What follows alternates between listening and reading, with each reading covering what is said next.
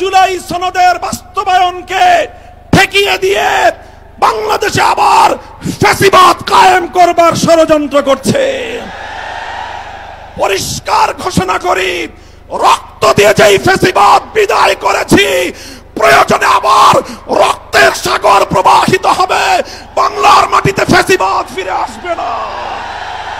রক্ত দিয়ে বাংলাদেশ কিনেছি, রক্ত দিয়েই বাংলাদেশের স্বাধীনতা রক্ষা করব ইনশাআল্লাহ।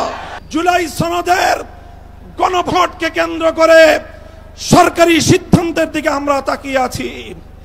সরকার যদি জনগণের শান্তিপ্রিয় ভাষা বুঝতে ব্যর্থ হয়, আবার বলছি, সরকার যদি 8 দলীয় নেতৃবৃন্দের শান্তিপ্রিয় ভাষা বুঝতে ব্যর্থ হয়, যেই ভাষায় বললে সরকার বুঝবে, আমরা সেই ভাষাই প্রয়োগ করব, সেই কর্মসূচি ঘোষণা করব ইনশাআল্লাহ।